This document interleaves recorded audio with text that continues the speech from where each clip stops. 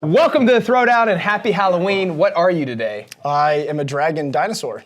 What am I? The green dragon. You are a unisaur.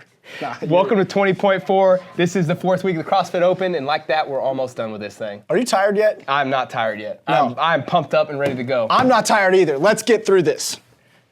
10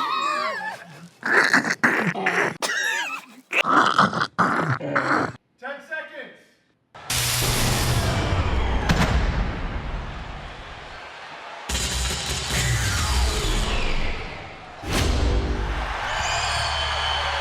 Oh my God. CrossFit Open 20.4.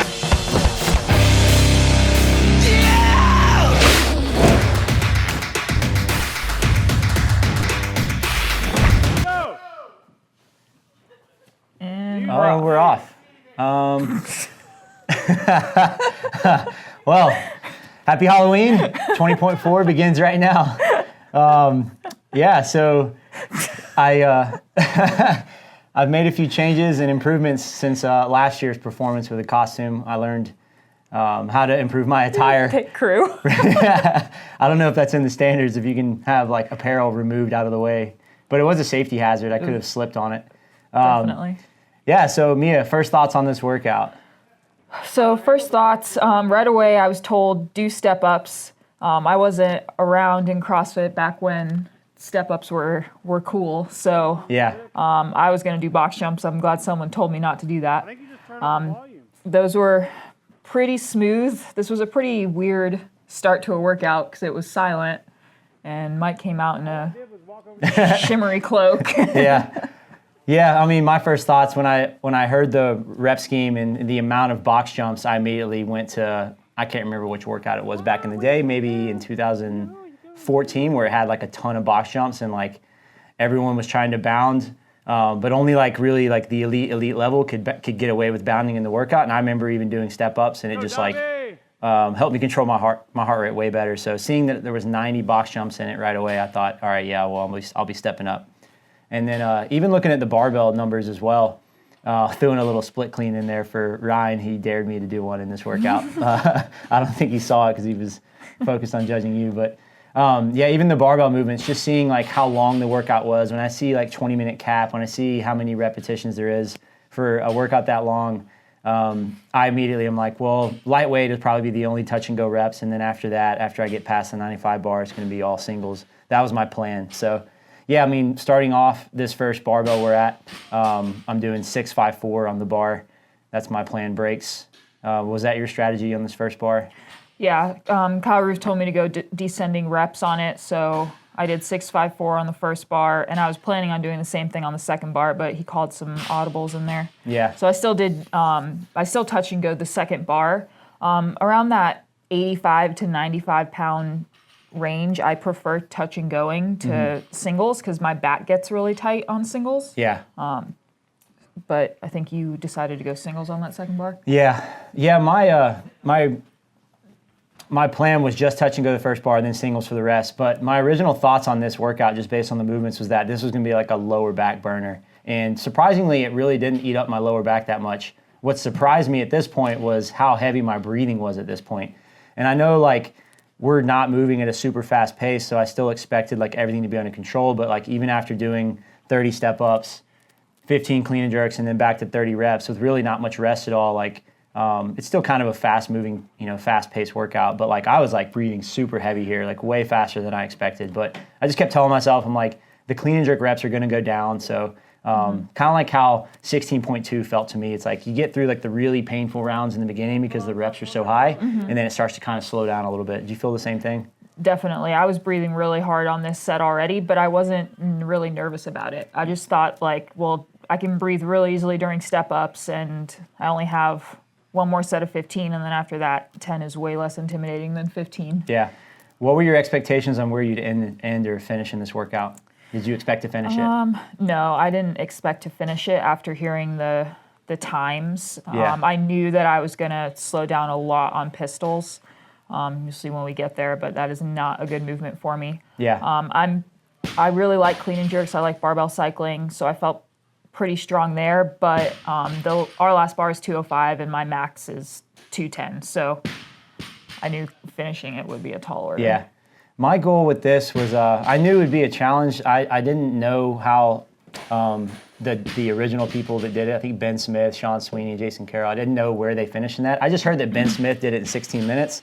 I definitely didn't try and base it off of that.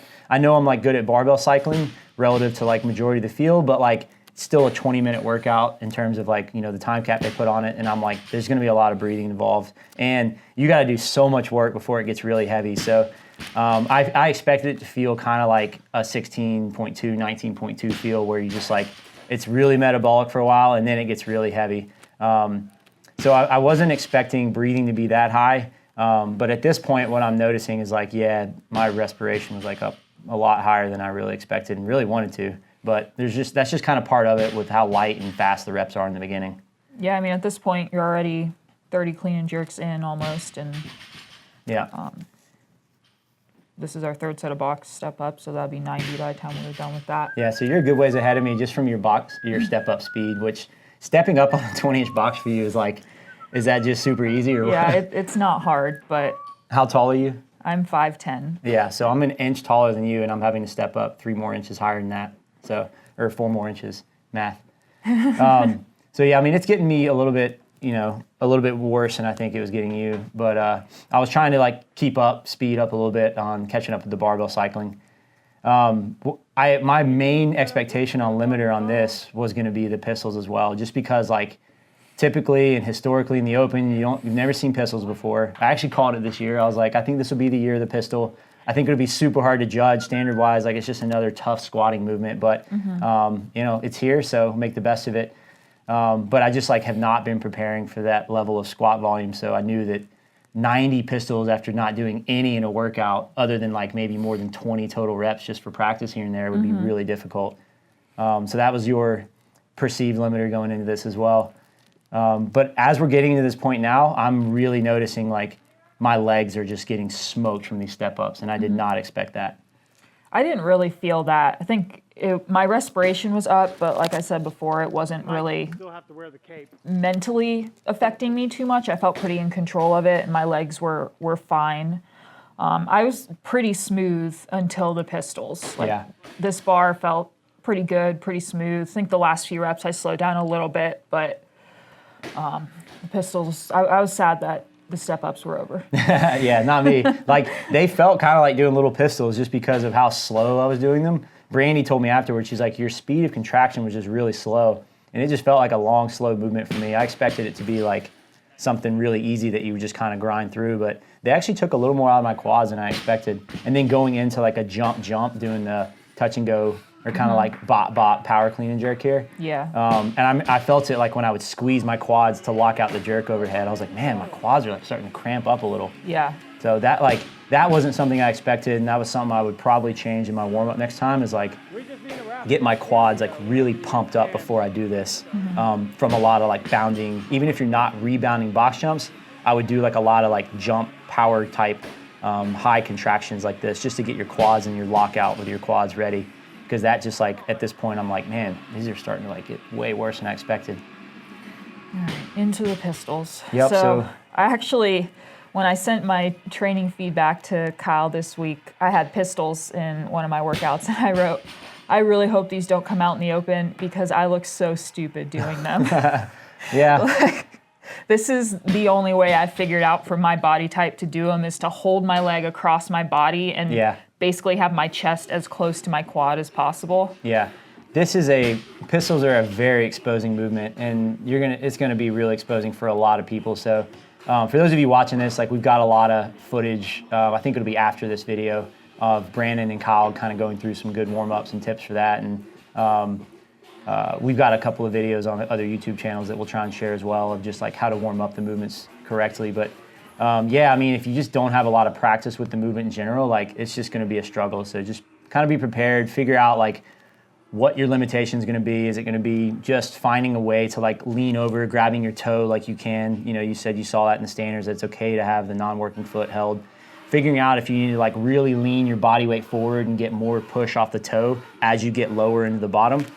For me, I kind of feel that like when my quads get tired, it helps me if I kind of lean forward and push off the toe a little bit to stand up, just because it like helps me stay a little more balanced and get like drive off the foot. I don't know if you feel the same thing, or what are you thinking about when you're trying to kind of grind through these? So I try to make myself as small as possible by pulling my leg into me and my chest down.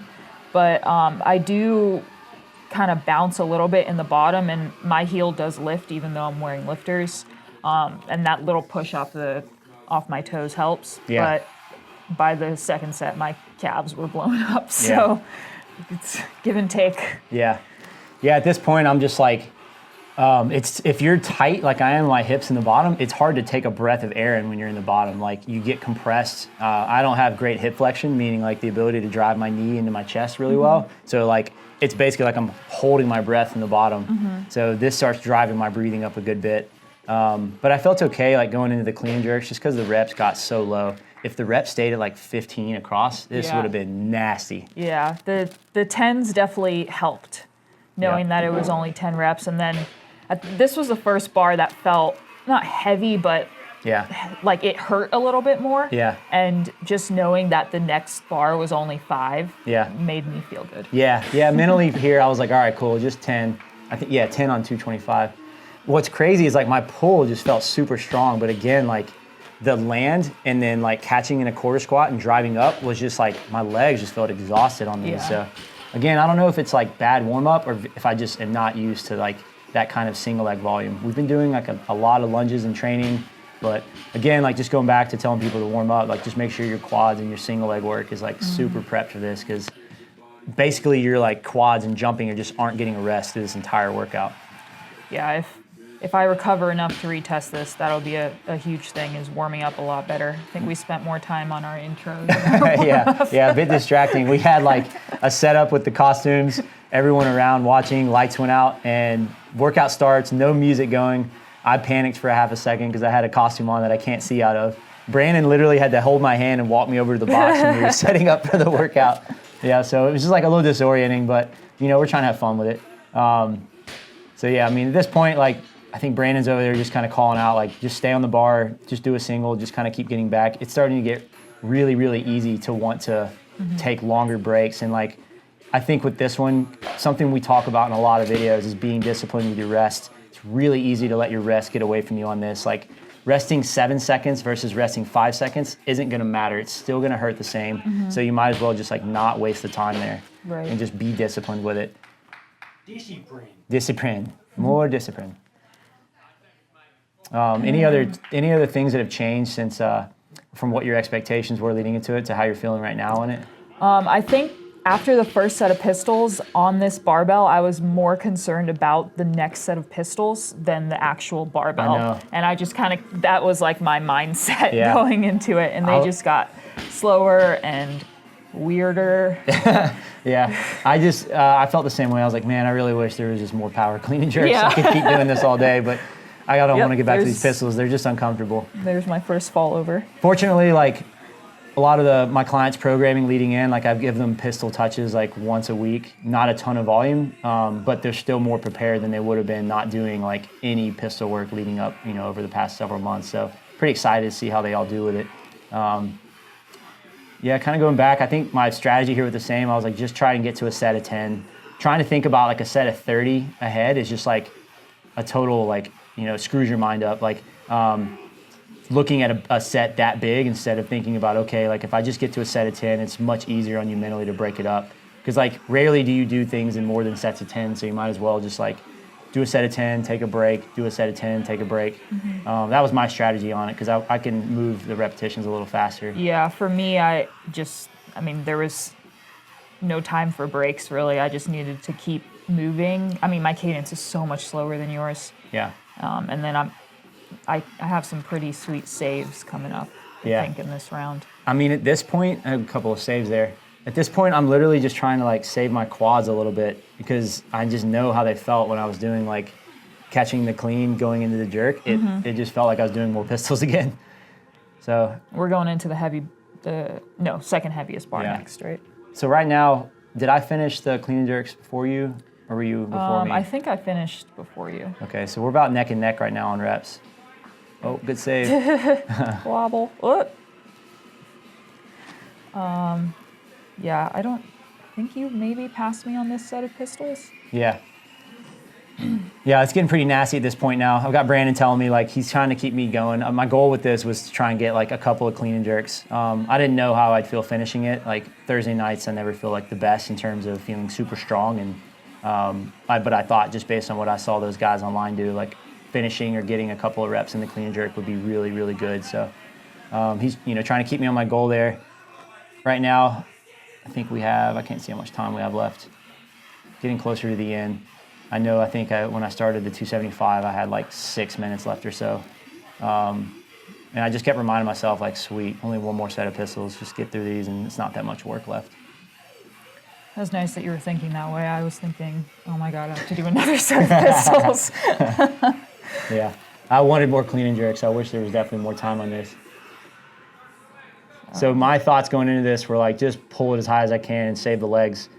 But again, like what blew me away is like how weird the jerks felt. My jerk is generally like way stronger than my clean. I think something like my best jerk is like 40 or 45 pounds more than my clean. But the jerk felt like really challenging today just from having to rebend and catch overhead and squeeze the quads. That's funny because I'm the opposite. My clean is significantly stronger than my jerk. And I thought the jerk felt really strong today and my pull got pretty Really? weak. And Yeah, that's weird. Maybe like how we both squat and do step ups, you're maybe more posterior chain dominant and I'm more anterior chain dominant, more quad. Yeah, I feel pistols. I mean, right now my quads are shaking, but during it, my lower back was feeling it for sure. Yeah, I would like, if I could redo this, like I would like to just be able to be in more control breathing wise and have my legs a little more fresh just because of how strong I feel and look on the 275. Like being able to still power clean and push jerk it like this, like I should be able to move through this a lot faster. But I think for other people that maybe like they're not expecting to make it this far in the bar, like for some people like the heavy weight is just going to be the limiter on this, right? Like they're going to be able to kind of grind through the reps and get to a bar. So what would you recommend in terms of warming up? Like let's say someone's clean and jerk is like near the bar you're at right now. They're one at max and like that's where they're going to end in this workout. What would you recommend? So I warmed up to, I think the heaviest weight I hit was 185, and I was expecting to get to the final bar. I think if I do redo this, I will probably warm up a little bit heavier than that. Yeah. Probably not actually hit the final bar weight because it's so close to my max. It's only 5 pounds under my max clean and jerk. Yep.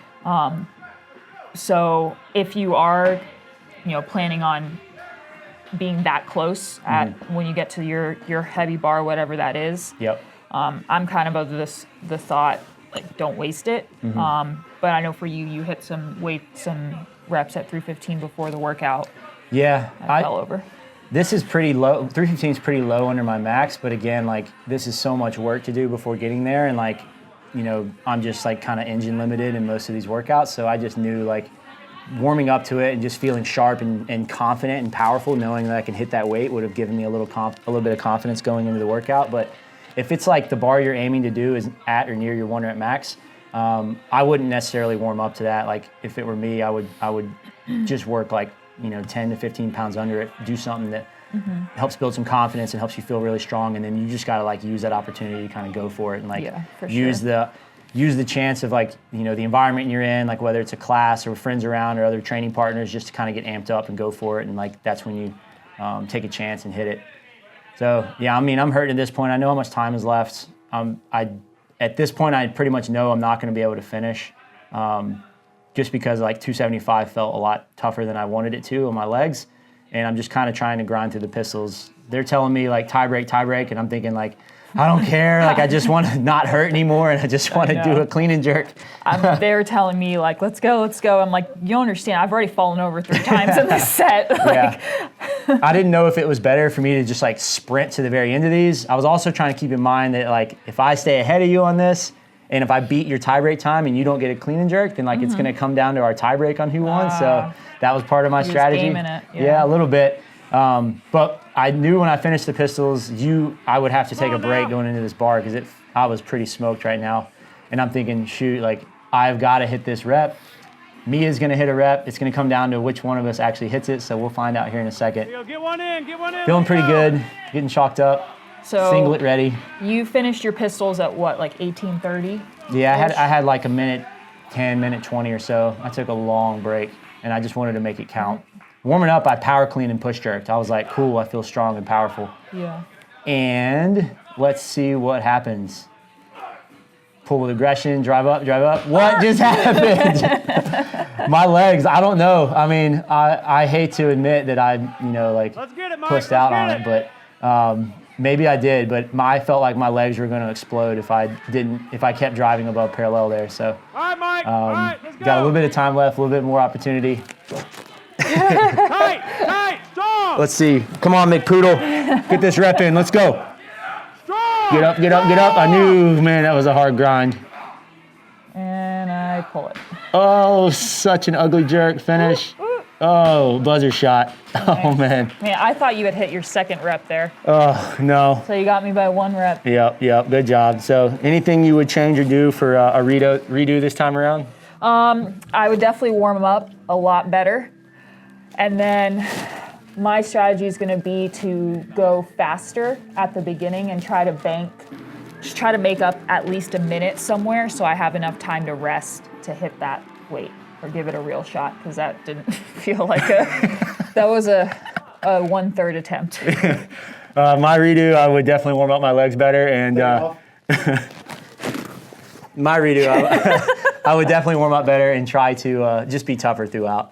All right, good luck, y'all. Happy Halloween. Hey, so the first thing we want to do is talk about movement standards. With the box jumps, the big change this year is you can't use the corner of the box, so you got to make sure that you're facing the side of the box, but you can do step-ups or jump up and jump down. Which they've allowed step-ups in the past. It's been a really long time, so only if people have been doing the open for a long time will they have seen a workout with the step-up standard. Just some basic things to make sure. Number one, make sure you get full extension on the top of the box. You can't extend in midair, drop and pop right off the box. Other than that, I don't think there's anything that really stood out to me in the standards about the box jump. Make sure, as always, you review them yourself because you don't want to fall victim to our mistakes, but make sure you double check that. For the clean and jerks, it's basically a standard clean and jerk. The nice thing, though, for those that don't like squat cleans, is that you can power clean and jerk this all the way through. Finally. Yes. And then the pistols, the big thing is really having full extension at the top of the rep. Yep, and making sure that you show control. I think as we just watched Mia and Mike go, Mia had some reps where she bobbled, but she took a second to actually stabilize herself before she put her other foot down. When you do that, that's a good rep. Just make sure that I think the biggest and most important thing for pistols, and we'll touch on this again, is just make sure you don't get no reps, because no rep in a pistol is so costly because you have to repeat that same leg again, which is already tired. And as you can tell from the people who just got done doing the workout, they said their legs were smoked. We want to go out to the floor and talk about setup, so you're going to see future Kyle and Brandon. Wait, wasn't that past? Pass. Dang it. That's okay. All right, real quick, we want to talk about setup. We think the most efficient and safest way is going to be creating an L with your barbell and your box. So you'll do your box jumps. Obviously, you have to face the box this year. You can't go in the corner. Then with your barbell, you're just doing a half step to the barbell. This way, if you do trip or fall or the bar moves, you're not hitting your box or falling onto your bar. And then obviously with the pistols, you can step back and just do the pistols basically in a little box right here and then move right back to your barbell. So we wanted to give you guys a couple tips on box jumps. It really comes down to how efficient of a bounder you are and then also how far you're gonna get in this workout. But here are kind of the 3 styles that we think will work for most people. The first one that you saw Mike and Mia do for the most part was just a step up. So Kyle will step up. Obviously you have to come to extension, step back down. And again, you can make these relatively fast if you find a nice rhythm on the bottom. This is something that if you're gonna do, practice beforehand so you know how fast you can keep these. The next one's a jump up and then a quick step down. And the key here is that, again, if you wanna go fast on these, as soon as you step down and your opposite foot hits, you wanna use that stretch reflex and basically try to drive right back up. So you're using the ground force that you get with that opposite leg, hitting the ground, coming back up. And the last one's just gonna be a rebound. So for those that are really efficient, Kyle's pretty good at bounding. He can jump really high. So for him, this doesn't take a ton of effort. For most of us, a step up or a jump and then step down probably is gonna be a better option. All right, so obviously at the heavier barbells, you're gonna have to set up and be technically proficient with the lift. But at the lighter barbells, I think it's worthwhile to kind of play around with maybe what we would consider a pseudo power clean and jerk. So Kyle will show one. It's a no brush. You're basically dipping underneath it, like almost doing a muscle clean, then a quick dip. And then Kyle's strong, so he can basically press this out For some of us, we may have to actually do a push jerk or even a split jerk at these lighter loads. But this is one way where you can avoid brushing through the hip. And it also, you don't have to set up at the bottom. So it's a quick turnaround if you're gonna do touch and go sets. All right, let's break this workout down. All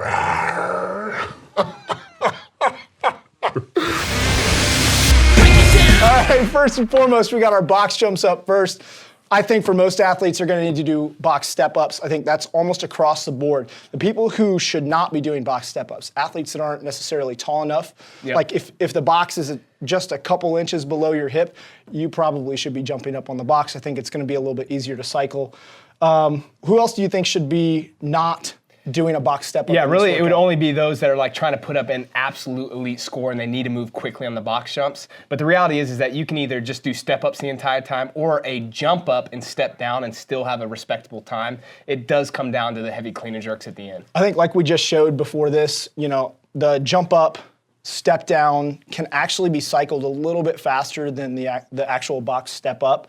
And for people who are worried about their Achilles and just the volume, and it's 90 box jumps over the course of the workout, that's definitely a good way to save some tendon for later on in life. Yeah, for sure. One of the things we're going to do this week is demo some of these movements and some recommendations that we have. So we'll have a couple recommendations for the box step ups, and then we'll also have a warm up for the pistols later on. So outside of that, we've touched on high level athletes. They're going to need to go pretty much fast, unbroken throughout the entire thing, as usual. Brandon, let's talk a little bit about the pistols here. Yeah, so the big thing is you're going to need to warm up well. So luckily, all of you are going to get a warm up that Kyle demos. You'll see that at the end of this video. But I think the first thing is being efficient at the movement. So obviously that requires a good warm up. And then finding a rhythm as you go. As we saw Mike and Mia, no matter how good you are at them, they get nasty at the end. But finding a nice rhythm and even breaking them into sets of maybe 5 or 10 at a time is probably the best way to go. Something that they mentioned is the fact that doing the box step-ups, because of all the knee flexion from stepping up on the box, definitely impacted their pistols.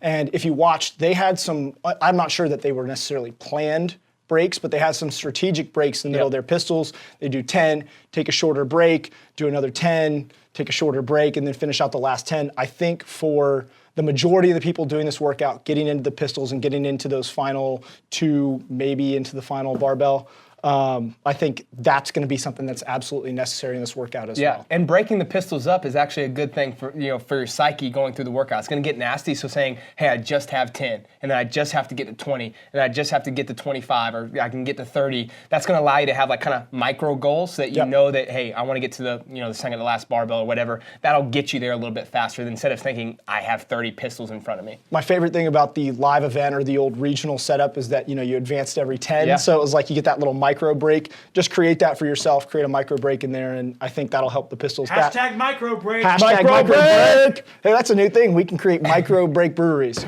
So then the clean and jerk is the last one. I think the big thing here is really reverse engineering where you're going to end at the workout. So pick your goal. Like, hey, what bar is going to limit me the most? I'm going to finish on the 135 bar. Yeah, wherever that is for you. Seriously though, some people it may be 135 for the males, 225 for the males. Obviously those guys that are going to 315, it's a little bit different. But for most of us, there's going to be a bar in there that limits us, that it's going to be hard to finish. So then we pick that barbell, and then we can kind of reverse engineer the workout from there, saying, what time do I want to get to that barbell for my tie break, and then how long will it take me to do, let's say, 10 clean and jerks at 225, or whatever it may be, 145 for the females. The other thing I wanted to point out here is that sprinting early in the workout, if you're going to end on not the final barbell, I think there's actually like maybe an inverse relationship between going fast early in the workout and being able to cycle reps at the heaviest barbell that you finish at. So say you're finishing at the 225 bar, each one of those 225-pound clean and jerks is worth a lot more than a faster tie break time. Yes. So I know a lot of times when workouts like this come out, people obsess over getting a fast tie break time because they know they're going to fail on barbell X. Well, just relax, I don't want to call it relaxing, but just slowing down a little bit, just pacing yourself, taking smarter breaks early on may allow you to get an extra 2 or 3 clean and jerks, which beats your faster tie break and lower clean and jerk So what score. you're saying is each rep on the barbell is more important than how fast your tie break Each rep on your final barbell is the most important thing to determining your score here. So which people should go touch and go on those earlier barbells? I think anybody who's going to get to the final 2 barbells for sure should be going touch and go. I'm not sure I'll get out of the 225 bar, to be completely honest, just based on where my cycling capacity is, but I'm definitely going to be going touch and go on some of those early reps. But I also watched Mia and Mike go touch and go on the second bar, so 135 for Mike, and what was it, 95? 85 for Mia, and they came off that bar and were breathing Yeah. really heavy right after that point. Yeah, so I mean, I think that you can, especially if you're a good cycler, and we're gonna show you some clean and jerk cycles, and it's basically different than just setting up like a typical Ollie lift, right?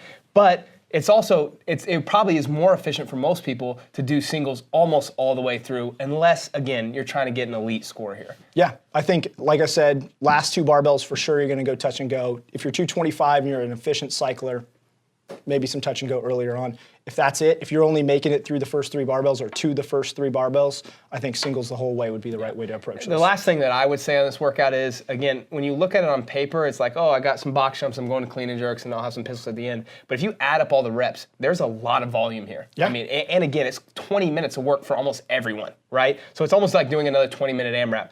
This is going to be much harder than most people think when they see it on paper. So prepare for that, make sure that you're warmed up well, and it's a lot of legs, a lot more legs than you think, even if you're like, well, no, I'm power cleaning and I'm stepping up all the box jumps. There's a lot of knee flexion and hip flexion in this workout. You know, having worked with a lot of people going through the open at this point, I think a lot of people approach these workouts and like, I'm gonna set an outcome goal. I wanna hit 10 reps or 5 reps at the 225 bar, if that's where they're gonna finish.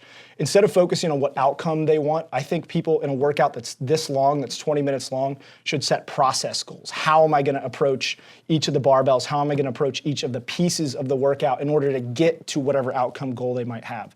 So instead of focusing on, oh, I'm gonna obsess over this 5 reps here and I wanna make sure I hit that, just set yourself some simple process goals that'll actually lead you to your best performance. I think that's probably my big takeaway for long 20-minute workouts. Yeah, I couldn't agree more, and not only that, but throughout the open too, and just training in general, right? Right now we're gonna go out to the floor, we'll demo some of these movements, and we'll be back with Project Pat. Kyle looks very good in that training think tank shirt, and we have pistols in the open for the first time.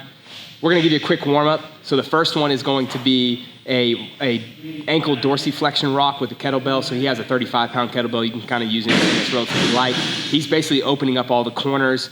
Play around with this a little bit, see what's tight. Try to keep your heel on the ground if you can and exaggerate the range of motion. So he'll put the kettlebell to the side. Now we're going to do some deck squats. It's gonna be feet and knees together to start. So he'll roll back, he'll come back through onto his feet and again, stand all the way up. The goal here is to try to create some deep in range. So I try to exaggerate it really deep into dorsiflexion and then come all the way back down. Again, 4, 6 reps. Sometimes I'll do even more. It kind of depends on how tight you are. So then we can progress that to a single leg deck squat. So now we're really simulating a pistol in a more dynamic fashion. This obviously is going to allow you to be able to warm up so that once we get into a full squat, it'll be a little bit easier. Again, 4 to 6 reps. If you want to go a little bit more, you can. And I try to exaggerate the motion as much as I can. These are obviously a little bit harder. After that, he's going to cross under. We're going to do a cross under pistol. So now he's still supporting his leg with the other one, but this will allow you to basically simulate a full pistol without or with support. And then we'll move into a regular pistol after this. And good luck, you have 90 of them in this workout. Oh, whoa. Hold up. Before we get to Project Pat, we got these fresh new shirts, trainingthinktank.com. We got nice hoodies, we got zip-ups, we got whatever this is that Kyle These are not for sale. Not for sale.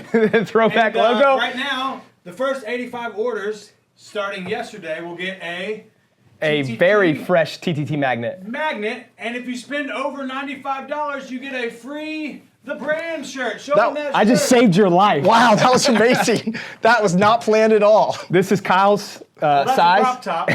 This is my favorite right here. But we have them in all kinds.